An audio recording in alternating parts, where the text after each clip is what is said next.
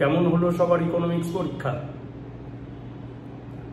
Semester 1 semester 3 সবার কিন্তু আজকে ইকোনমিক্স খুব ভালো হয়েছে। আমি কালকে রাত্রেও বলেছিলাম একই কথা যে আজকে ইকোনমিক্স কিন্তু সবার ভালো হবে। প্রচুর SMS এসছে, প্রচুর হোয়াটসঅ্যাপ হয়েছে, প্রচুর কমেন্ট এসছে বিভিন্ন জায়গা থেকে। তো আশা করি সবার এক্সাম খুব ভালো হয়েছে, ইকোনমিক্স খুব ভালো হয়েছে।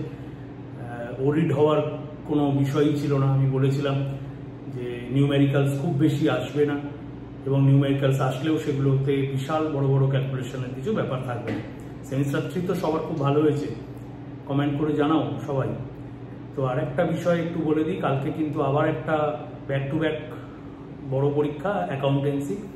সেমিস্টার 1 প্রথম বলবো, সেমিস্টার 3 তারপরে বলবো। সেমিস্টার 1-এর জন্য একটা বিষয় আগে থেকে বলে দিই, প্রথম এবছর কিন্তু একদম প্রথম অ্যাকাউন্টেন্সি হাতে খড়ি হয়েছে।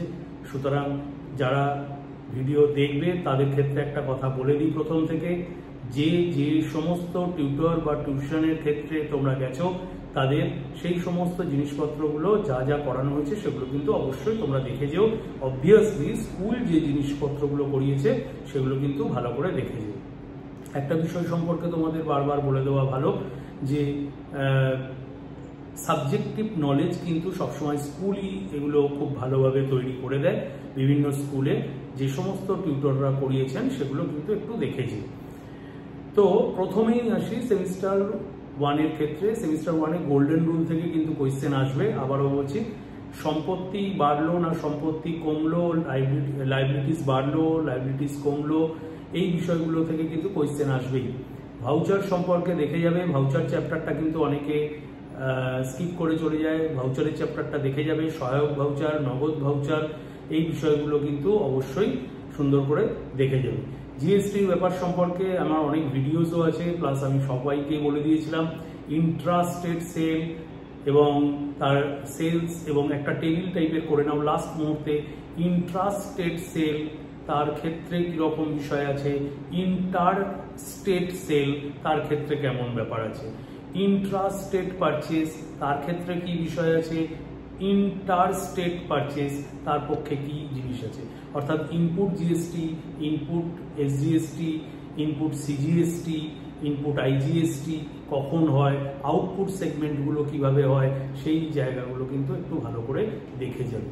একটা বিষয় বারবার বলে দিচ্ছি, পারচেজ ডে বুক বা সেলস ডে বুক কিন্তু বিশাল বড় বড় কোনো অঙ্ক করে যাওয়ার এই মুহূর্তে এখন দরকার নেই। শেষ মুহূর্তে একটাই কোয়েশ্চেন সবসময়ের জন্য, পার্টিকুলারলি কোনো সেলস ফিগার বা পারচেজ ফিগার ধরো, তার থেকে ট্রেড ডিসকাউন্ট বাদ দাও, তার সঙ্গে জিএসটি যোগ করো, যোগ করার পর ট্রান্সপোর্টেশন কস্ট বা প্যাকেজিং কস্ট অ্যাড করো, করে ফাইনাল পারচেজটা একবার দেখে নাও। অবশ্যই কিন্তু হাতে করতে হবে, ক্যালকুলেটর কিন্তু আবারও বলছি তোমরা সঙ্গে পাবে না। একটা বিষয় সম্পর্কে, এই বিষয় সম্পর্কে বলে দিই, বিলস অফ এক্সচেঞ্জের ক্ষেত্রে যারা পড়াশোনা করেছো তারা জানো নিশ্চয়ই, বিলস অফ এক্সচেঞ্জের ক্ষেত্রে ডেট অফ ম্যাচুরিটিটা অবশ্যই দেখে যাবে, নোটিং চার্জেস কখন হয় এবং সেটা কে বহন করে সেই বিষয় সম্পর্কে দেখে যাবে। নেক্সট আরেকটা বিষয় সম্পর্কে বলে দিচ্ছি যে এই অনার্ড এবং ডিসঅনার্ড দুজনের বইতে কি কি এন্ট্রি আমরা আগে প্র্যাকটিস করেছি সেগুলো কিন্তু একটু ভালো করে দেখে যাওয়া উচিত। এবার তো আছে, দেখো খুব বেশি পরিমাণে অডিট হওয়ার ব্যাপার নেই, রেকটিফিকেশন অফ এরার্স খুব বড় চ্যাপ্টার একটা, তো সেটা এত শর্ট টাইমের মধ্যে পুরো নলেজটা আমি জানি সবার মধ্যে নেই। তো আশা করছি তোমাদের কিন্তু রেকটিফিকেশন এরার্স নিয়ে খুব বেশি অডিট হওয়ার ব্যাপার নেই, তোমরা কিন্তু অবশ্যই করতে পারবে। এবার তোমাদের আরেকটা বিষয় সম্পর্কেও বলে দেওয়াটা খুব জরুরি, সেটা হচ্ছে যে এই যে বললাম জার্নাল থেকে শুরু করে তোমাদের মাঝখানে যে ধরো পারচেজ ডে বুক আছে বা স্পেশাল জার্নাল আছে, কখন কোনটা ব্যবহার করা হয় সেই বিষয় সম্পর্কেও কিন্তু একটু জেনে যাওয়াটা উচিত। তো ওভারঅল পরীক্ষা কালকে কিন্তু ভালো হবে। প্রত্যেককে বলছি যে যে যে অ্যাসেটসগুলো আছে কোনটাকে কি অ্যাসেটস বলে, কারেন্ট অ্যাসেটস।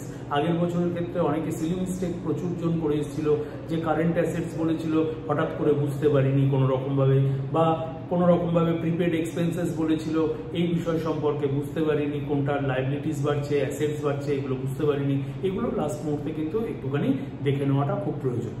এরপর আরেকটা বিষয় সম্পর্কেও বলে দেওয়া ভালো, যেমন গুডউইল কিন্তু অবশ্যই কেউ কোনো রকমভাবে ফিকটিসিয়াস অ্যাসেটস লিখবে না, সব সময়ের জন্য লিখবে ফিক্সড অ্যাসেটস এবং ইনট্যাঞ্জিবল অ্যাসেটস।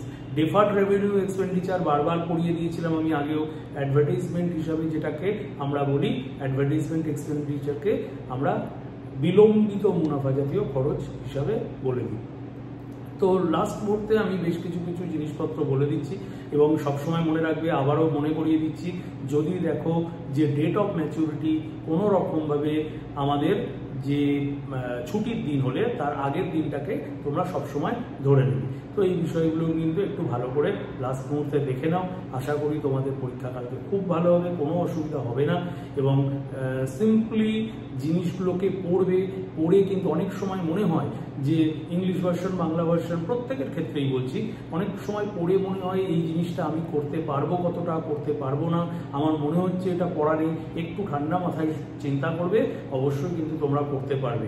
গোল্ডেন রুল তোমরা জানো নিশ্চয়ই, সুবর্ণ নিয়ম, আমেরিকান নিয়মও হচ্ছে তোমরা জানো। প্রত্যেকটা জিনিসকে কিন্তু জাস্টিফাই করে তোমরা করার চেষ্টা করবে। ক্যাপিটাল তোমাদের কিন্তু বের করা শিখিয়ে দিয়েছি, কীরকমভাবে ক্যাপিটাল বের করতে হয়, অর্থাৎ যে সমস্ত অ্যাসেটসগুলো আছে সেগুলোকে যোগ করতে হয়, তার থেকে কোনো রকমভাবে ক্রেডিটার্স বা অন্যান্য কিছু লোন বা কিছু থাকলে সেগুলোকে বাদ দিয়ে অ্যাকচুয়াল ক্যাপিটাল নির্ধারণ করতে হয়। ড্রয়িংসও তোমরা প্রায় মোটামুটি পক্ষে জানো। এবার চলে আসি থার্ড সেমিস্টারের ক্ষেত্রে।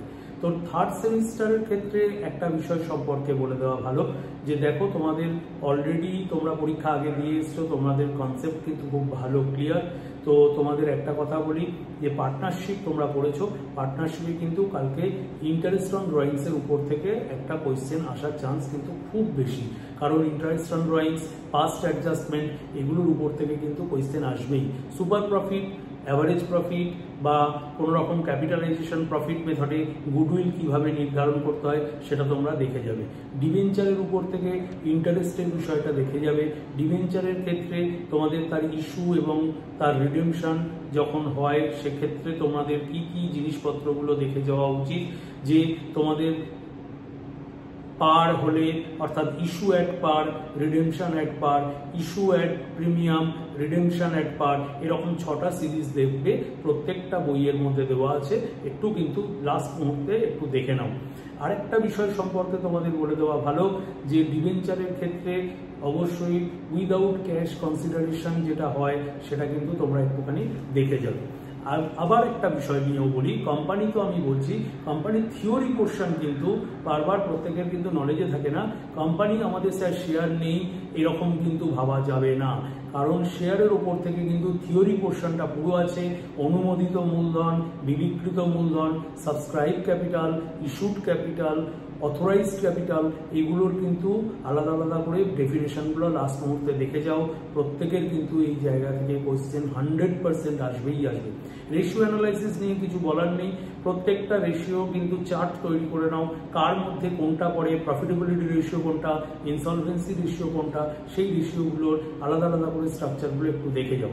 এবং একটা চ্যাপ্টার লাস্ট মুহূর্তে দেখে যেতে ভুলবে না, সেখান থেকেও কিন্তু 2 বা 3টে কোয়েশ্চেন হচ্ছে আসতেই পারে।